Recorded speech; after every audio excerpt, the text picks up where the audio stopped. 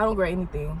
If I could go back to being 14, I'd do all that shit again, literally. So you will keep 83 bodies? I'll do all of it. I don't regret any of it because why regret it? It already happened.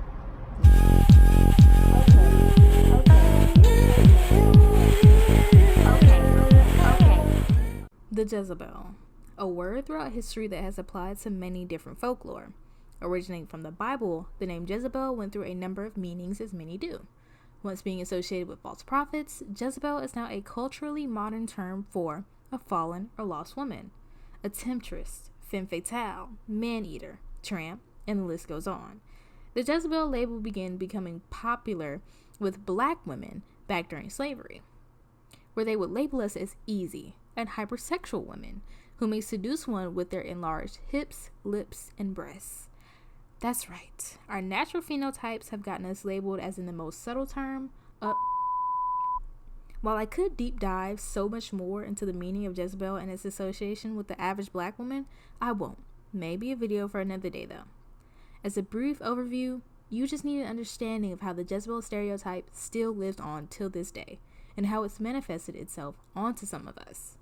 An example of that would be a popular TikToker by the name of Ekane, real name Erica. Ekane first made a name for herself from this tweet, where she notoriously insulted her children's father. She later switched her platform to TikTok, in which she began revealing personal details about her life, mainly intimate ones. Now, she wasn't necessarily boasting about her bodies, but it could be said otherwise. What started off as, yeah, I have 88 bodies, turned into a rabbit hole of all of her endeavors, from where she has caught a number of STIs to STDs. This is the funkiest I've been in a minute. Usually it ain't as bad, but for some reason, it's really funky. And Espectadores de Objetivo Aida, vamos a intentar entrar.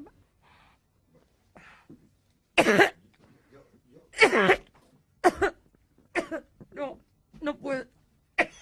No puedo. No. No puedo. To being caught cheating on her then boyfriend. A woman's journey is of course hers to tell, but the only problem here is her manner of expression. Ekane has made a multitude of TikToks describing sex-related incidents as if none truly faze her, which is what gains attraction. She plays off trauma as a joke, which many may agree with, but there are those who don't understand such, so truly do take her videos lightheartedly. Not only did she make TikToks, but a number of tweets describing her incidents resurfaced as well. Now I know what you're thinking. She literally does it for clout, so what's the big deal? Firstly, TikTok originated as a children's app, and as recent data shows, the major age group that consumes it ranged from 10 to 19 years old. These are very impressionable ages. While she claims to be no role model, in a sense, she is.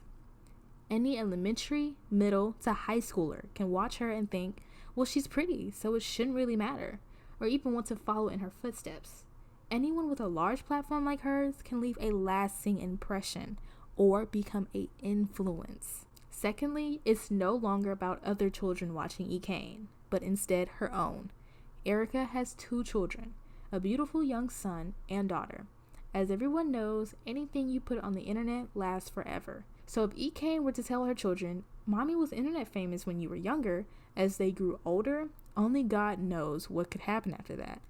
They could end up reliving the trauma they witnessed as children, see their parents doing inappropriate acts, and lastly see half of the crazy shit that Ekane says on the internet.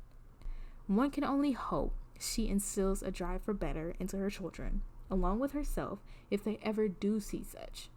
It's obvious she loves her children, but she really needs to take into consideration what she's doing now.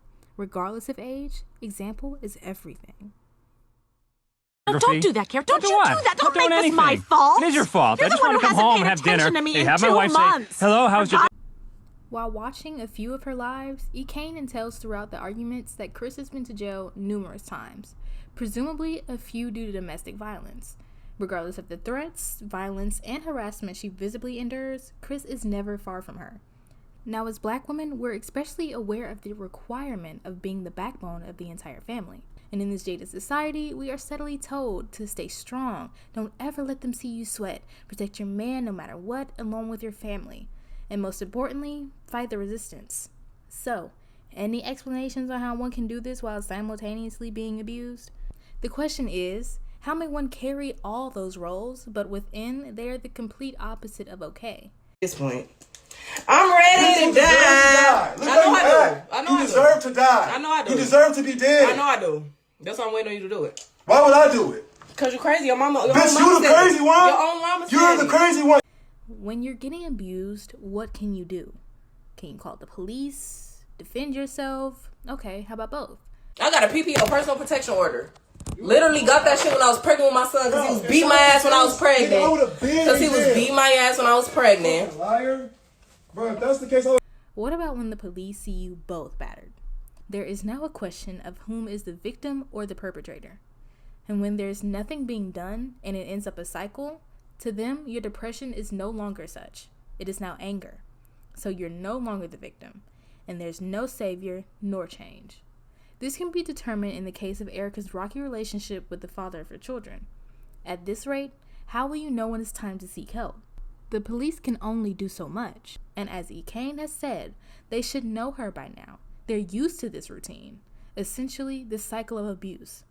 Well, what about shelters? Family members, maybe even the church she was raised in? Where is she to seek help? I can only question because I cannot speak for anyone but myself. So what does she tell herself? Is it worth supporting a grown man equally as she does her own children?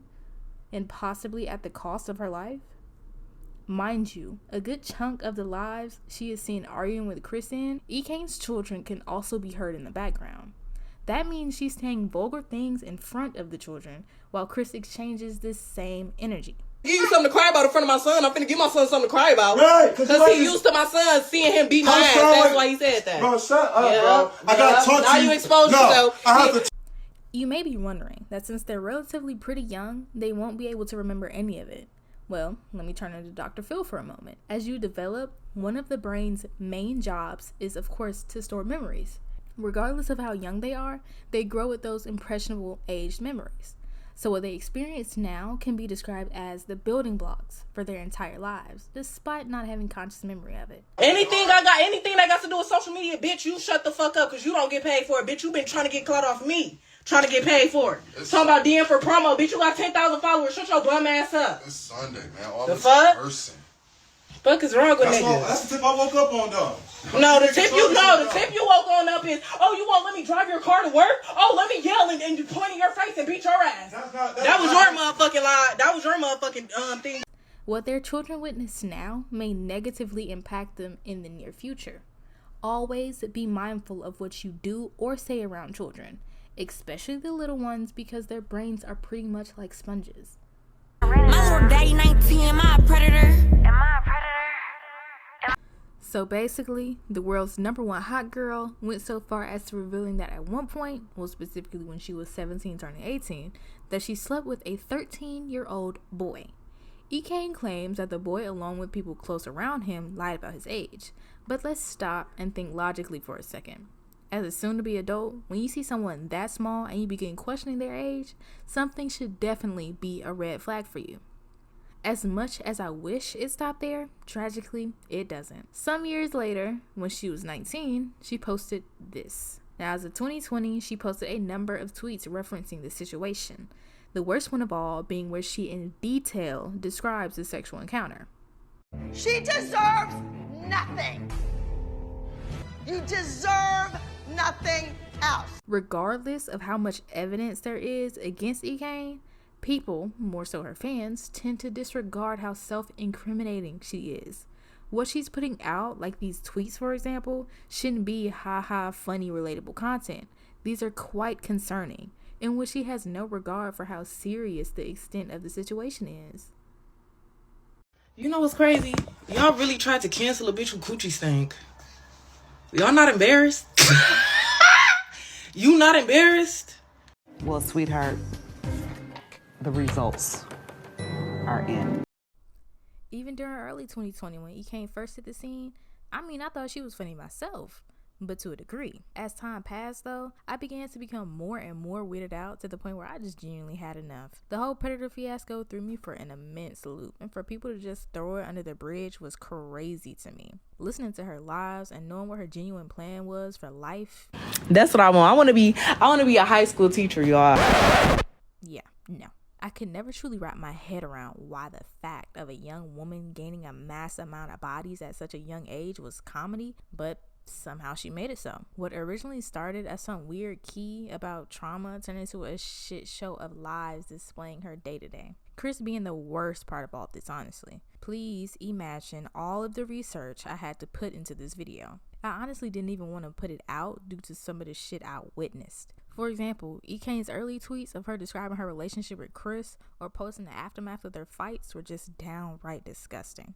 Now don't get me wrong, I'm always going to side out the hell out of Ekane, but at the end of the day, she is a victim too.